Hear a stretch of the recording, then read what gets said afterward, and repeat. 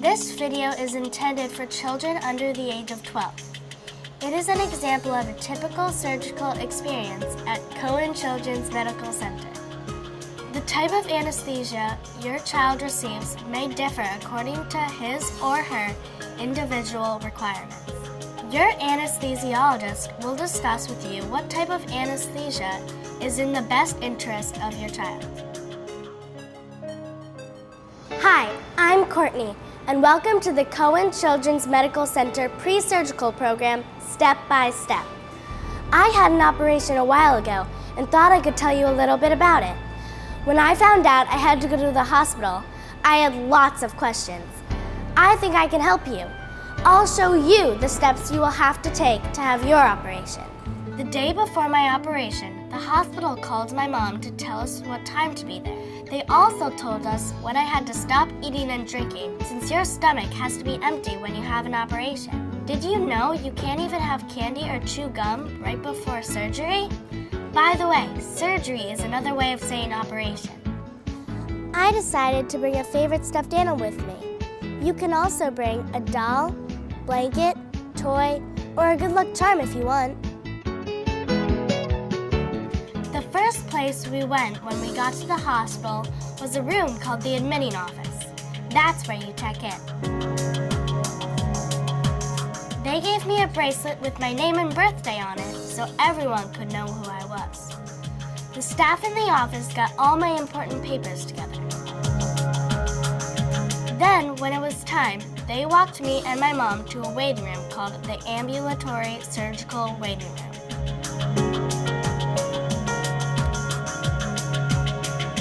We met a really friendly nurse in the waiting room. She asked us to sit with her to go over some things. First, she had lots of questions to ask us. Then she told us that she needed to do 4 quick checks for my body. First, I'm going to do blood pressure on your arm. Then I'm going to check your oxygen with a light up Band-Aid on your finger. I'm going to take your temperature in your ear, and I'm going to listen to your lungs and heart with my stethoscope. These are all things you may have had done in your regular doctor's office. I didn't think any of them hurt. In fact, I thought they were pretty easy. After the nurse was done with those quick checks, she gave me a pair of socks and 2 gowns. The first one ties in the back and you wear the second one like a robe. Then we stayed in the waiting room until the doctors came to see us. There were lots of things to do while we waited. There is a fish tank, a television, puzzles, crayons, and a computer that you can create art with. You can also bring something of your own to pass the time. A book, a video game, or even music. During this time, you may also meet someone who works at the hospital called a Shore-LIJ specialist. Good morning, I'm Nicole from Shore-LIJ. What's your name? Hi, I'm Courtney. Hi, Courtney. My job at the hospital is to make sure that you understand everything that's happening today. I'd like to show you some things that you may see and answer any questions you have. Is this your first time at the hospital? Yes. Okay, so this is a new experience for you. You're going to meet a lot of new people and see a lot of new things. I have some pictures and real medical equipment that we can look at together and explore. And many of the kids I work with say that looking at these things and learning about them ahead of time helps them to feel less afraid and more comfortable. A Shore-LIJ specialist can answer all types of questions about the hospital and offer ideas about dealing with feelings you may have. On your day of surgery, she can explain what to expect before you go to the operating room. The things you may see, hear, and feel. After Nicole and I were finished talking, my doctor, called a surgeon, came to see me. He is the doctor that is doing my operation. Good to see you. He talked to us about what would happen and asked if we had any questions. I wanted to know about how long my operation would be. If you have any questions about your operation, write them down and bring them with you. Next, another doctor called an anesthesiologist came to talk to me. The anesthesiologist is a doctor that gives you your medicine called anesthesia.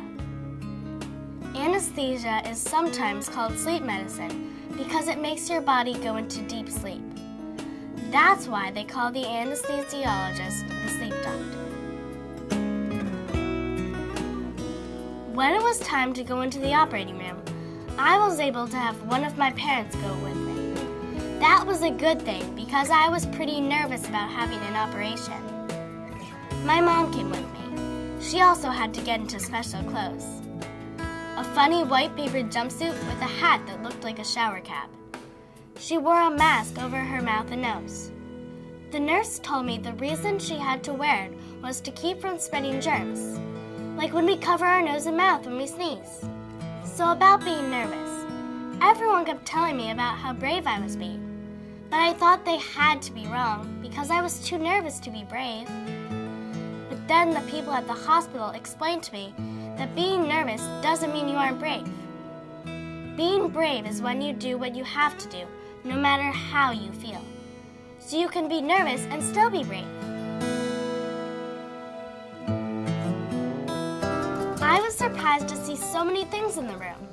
Big lights, tables, machines, a bed, and lots of supplies. The room was also cold, and there was some beeping sounds coming from a machine.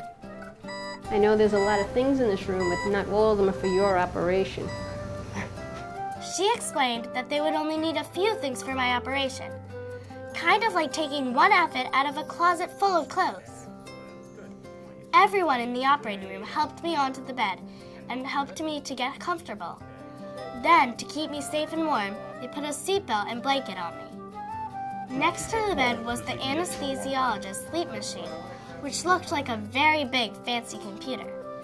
The anesthesiologist told me he had to place 3 things on my body that would plug into the sleep machine.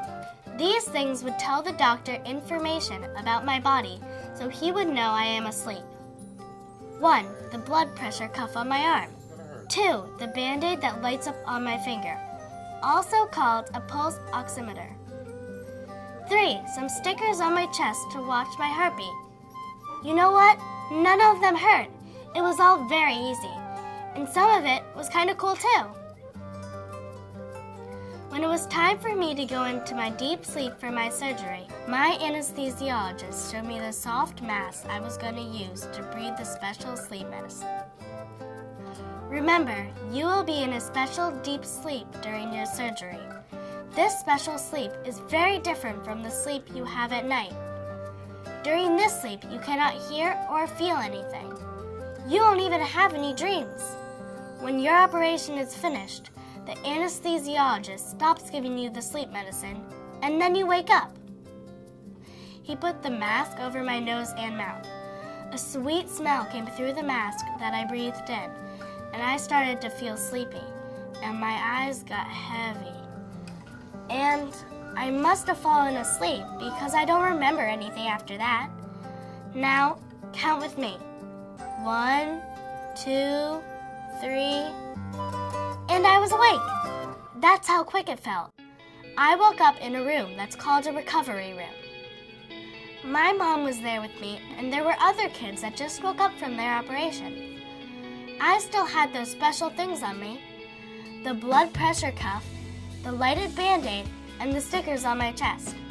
I also felt very sleepy and a little uncomfortable, but the nurse gave me some medicine to make me feel better. There was something interesting I noticed. The nurse put my medicine in a tube that was taped to my arm. She explained that it was like a tiny soft straw that could give my body the medicine and liquids it needed to get better. She told me that before I went home, they would take it out and put a Band-Aid in its place. I needed this tube, called an IV, but not all kids do. I took a short nap because I was still a bit sleepy. When I woke up, I was able to drink some juice and watch a little TV. In no time at all, I was feeling much better, and the nurse told me it was time to go to the room I would stay in overnight. She wheeled my bed to the elevator and took me to the inpatient unit. My mom walked alongside of me the whole time. I was able to have my mom stay with me and sleep right next to me in her own bed. That was the best news. A nurse showed me a button I could push if I needed her.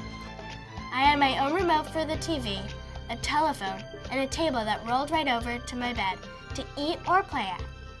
The nurse gave me something to drink and told me I could have something to eat later on. One of your parents can stay with you too.